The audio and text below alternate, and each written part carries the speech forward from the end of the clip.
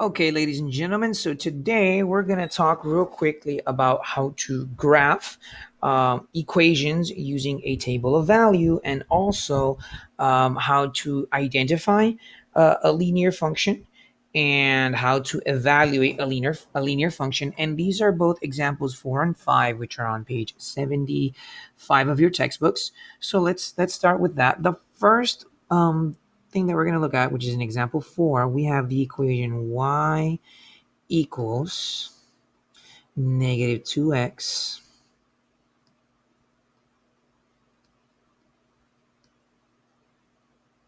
minus 1.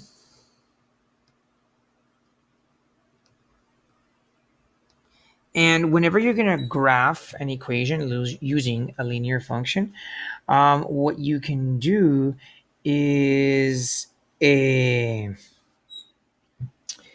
what you can do is basically assign values to the x. Like, you can basically choose whatever number you want to be your x values, and then just evaluate the function, and with that you're going to obtain your y values, and that way you'll have the graph.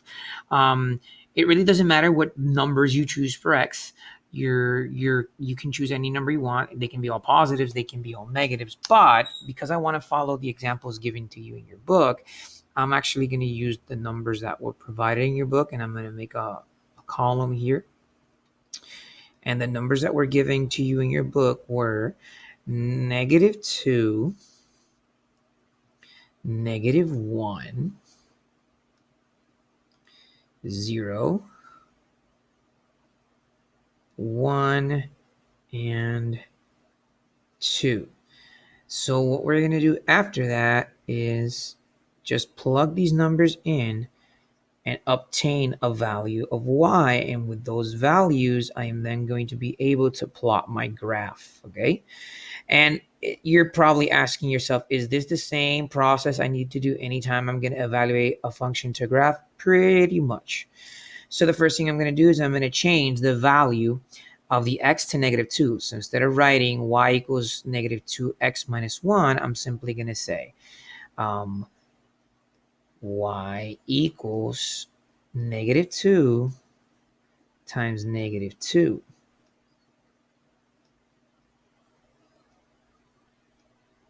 minus 1. Let's see if I can write that smaller, because I think that's kind of big.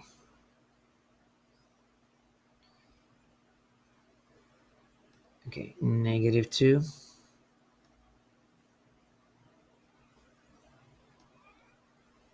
negative 2 times negative 2 minus 1.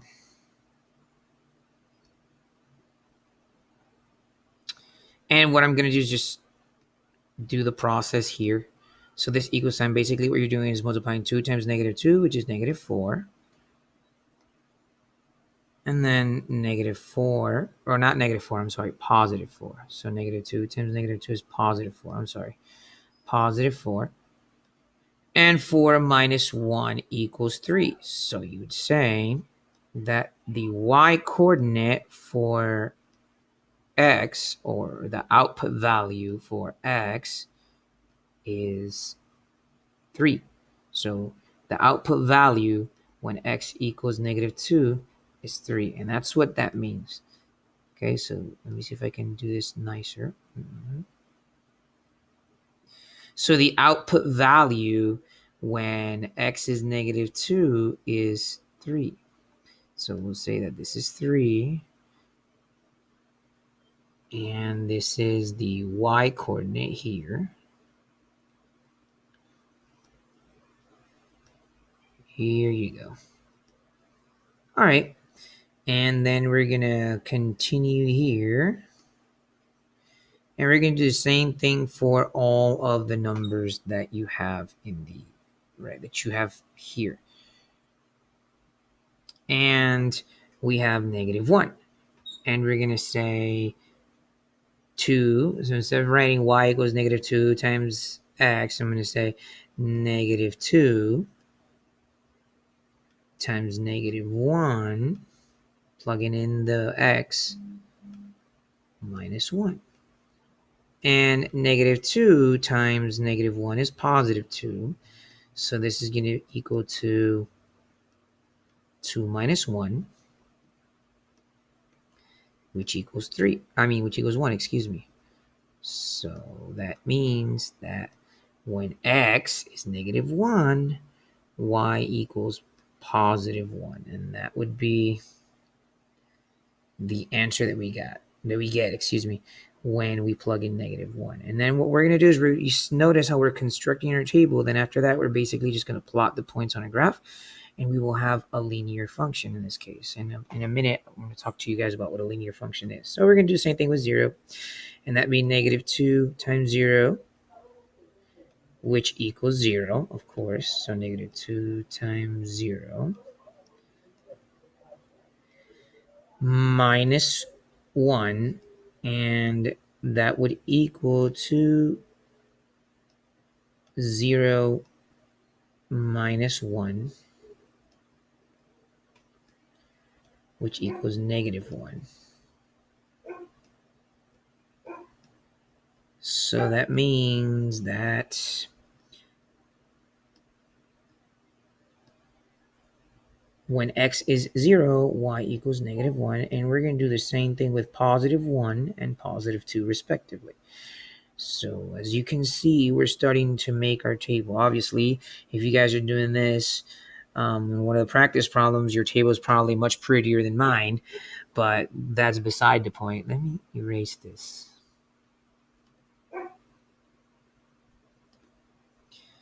And let me see if I can just kind of make the other column here, where what I'm doing in the middle column, guys, is just evaluating my expression. And this would be, and here I'll just write the function y equals negative 2x minus 1. Okay, so what I'm going to do now is simply plug in positive 1. And we're going to say negative 2 times positive 1 minus 1. So negative 2 times 1 minus 1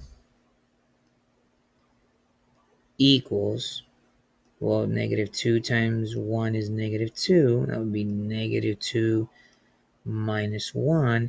And remember that when we have a negative 2 minus 1, we're going to assume whenever we're subtracting integers, we're adding the opposite. So in reality, that's negative 2 plus negative 1, which equals negative 3.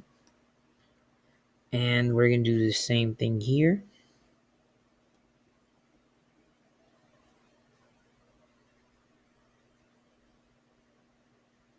And let me fix this parentheses real quick because it looks kind of awkward. Let's see if I can fix this.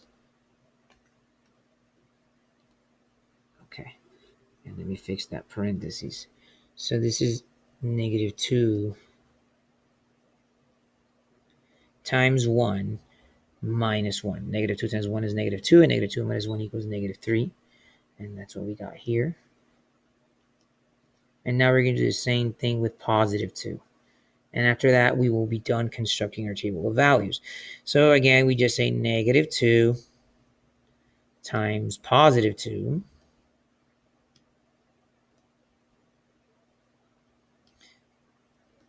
minus 1.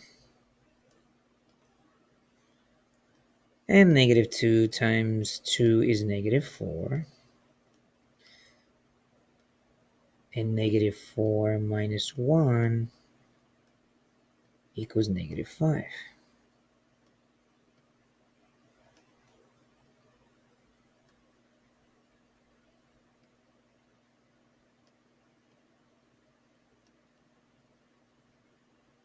And now that we have our table of values, now all we do is just plot the points. Let's see if I can use a different color for the graph. I'll use black to draw the axis, the x and y axis. Remember, x-axis is horizontal, y-axis is vertical. And you guys are going to imagine that this x-axis is as straight as possible. And the first ordered pair that we have is when x is -2, y is 3. So let me change the color of that so I can graph it. So -2, this would be -1 more or less. -2 would be about here. And we're going to +3. So this would be 1, 2, 3, 4, and we'll say 5. So -2 and 3 would be right here. And then -1 and 1, -1 and +1 is about here. And then you have 0 and -1, which is about here. So more or less about here would be the point.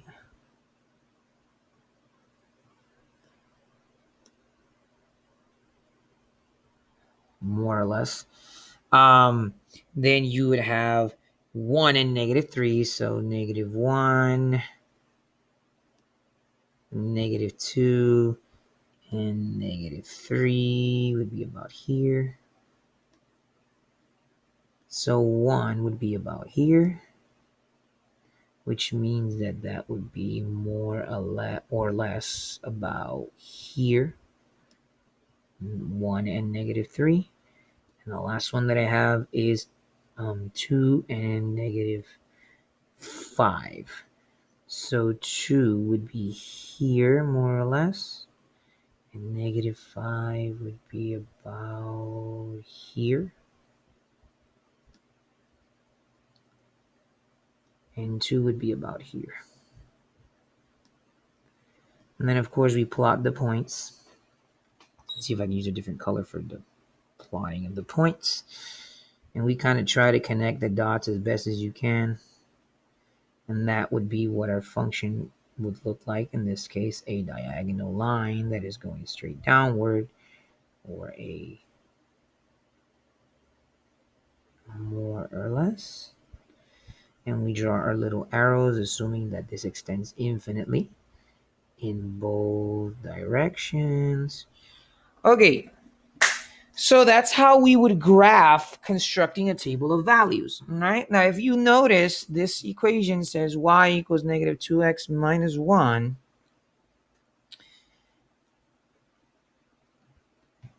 And what we're going to do is we're simply going to clear this and work with our next example. So example number 5 wants us to identify if the functions are linear or if they're not linear and evaluate them. Well, let's go over this real quick.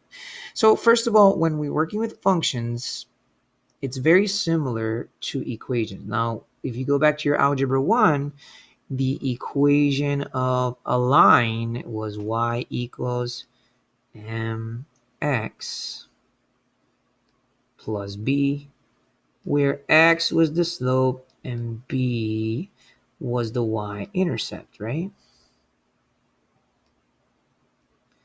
Now, when we're talking about a function, again, we go back to our definition of function, and function is that where a function relation is where every input has exactly one output. So whenever we're working with functions, we change the y to f of x. Now, you'll see f of x in this book. You'll even see g of x, and g of x, excuse me, and you'll even see h of x and r of x and all these other variables. They still mean the same thing. F of x is the most common one used because f stands for function, but you can see them as h of x or g of x, and it means the same thing. So basically what f of x equals mx plus b means is that the function of x equals the slope plus the y-intercept. Now, how do I know if a function is linear or not? Well, I'm going to look at the x values.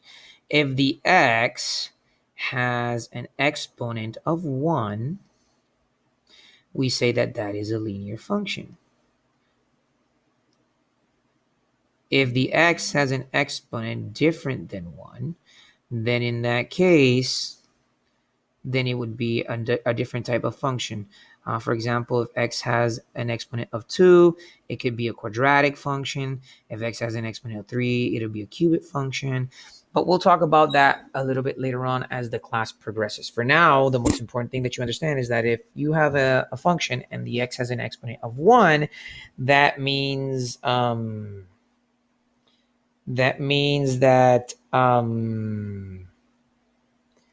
if the x has an exponent of 1, then that means that it's linear. If it has an exponent other than 1, 2, 3, 4, then that means it's a different type of function.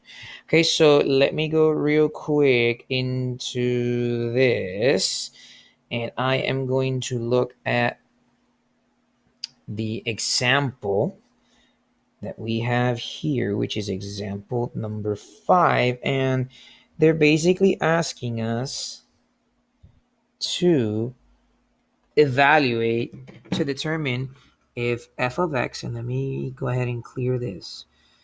So in example number 5, we're given two functions. The first function is f of x equals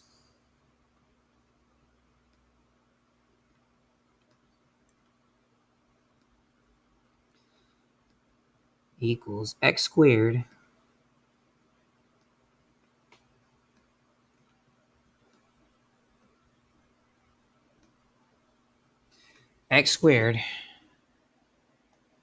minus 2x plus 7.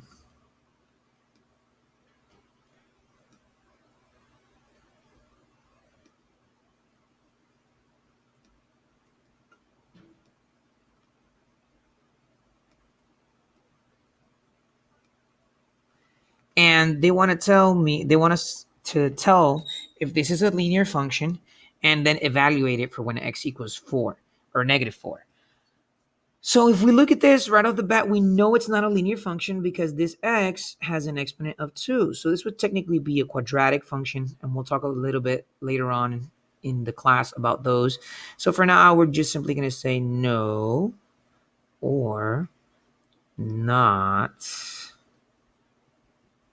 a linear function. Okay, so it's not a linear function. Now we're going to evaluate it when x equals negative 4. So we would just simply plug in the negative 4 wherever there's an x, and we would say f of negative 4, because that's what I'm doing. Why is it negative 4? Because the problem, and let me actually read the example. The example 5 on page 75 says, tell whether the function is linear, then evaluate the function when x equals negative 4. So they're already assigning us the value of the x, which is negative 4, but just so we don't confuse ourselves, and of course that includes me as well, here on this side, I'm going to write that x equals negative 4, so that way it doesn't just look like I just randomly decided to use negative 4. So we're just going to plug in the negative 4, so instead of saying f of x, we're going to say f of negative 4 equals, and there's a mistake because there's supposed to be a negative sign here. There's a negative sign. So f of negative 4 equals negative, and then instead of writing x, I'm going to say negative 4 squared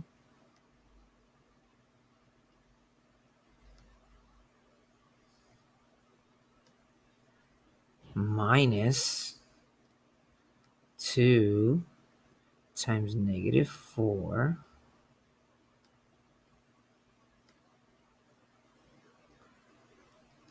and plus 7.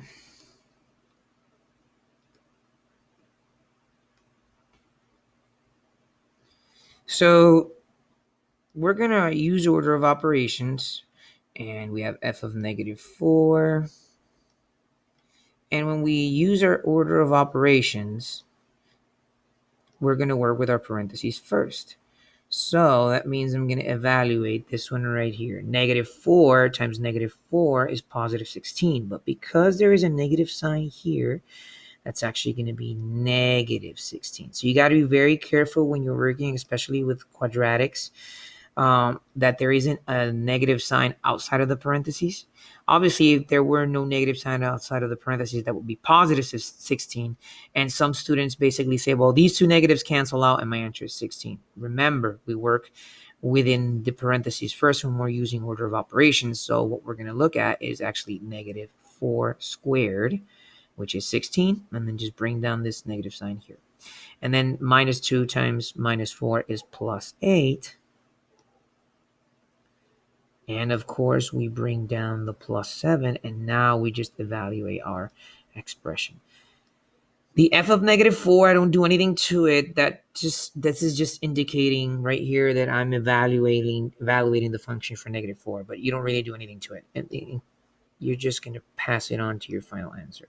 So you're going to say f of -4. And what that's saying is that if you were to read it in like a sentence, it's saying when f is -4, then my other answer is going to be, or when x is -4, that means that the function is going to be, okay?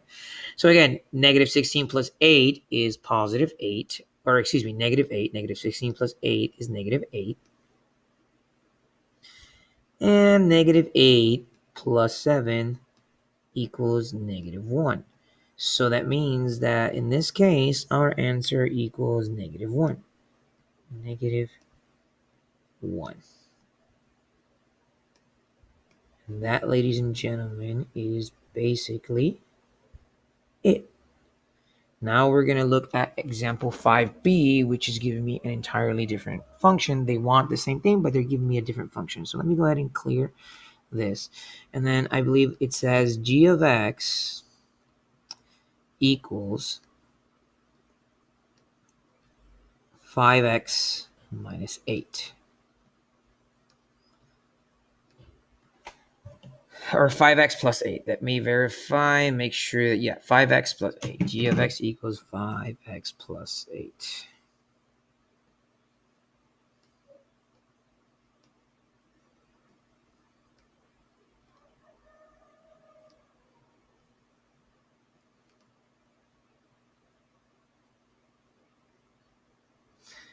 And they want to know if it's a linear function. This one is a linear function because the x has an exponent of 1. So we simply say yes. Yes, this is a linear function.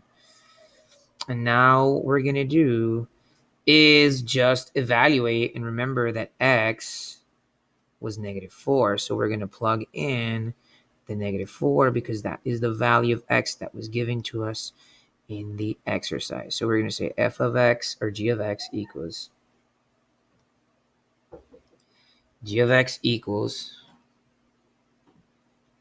5 times -4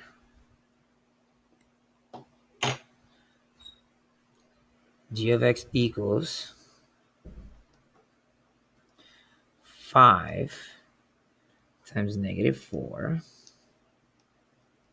So 5 times -4 plus 8. And 5 times -4 is 20. Or -20. And then we're going to add that to positive 8. So we say 5 times -4 is -20. That is a very interesting looking 8, but we got it. And -20 plus 8. -20 plus 8.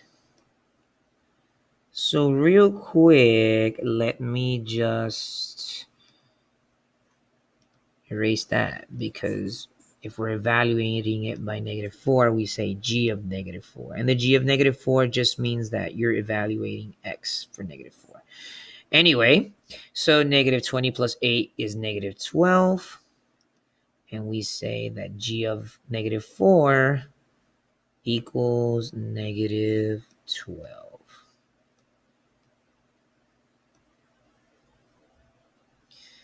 G of -4 equals -12. And that, ladies and gentlemen, is it for this video. Hopefully this will be of use to you guys. The LMS was uploaded, in which you're going to go to page 75 and answer or work on problems 4 through 6. So until our next class, stay safe and enjoy the rest of your day. Bye-bye.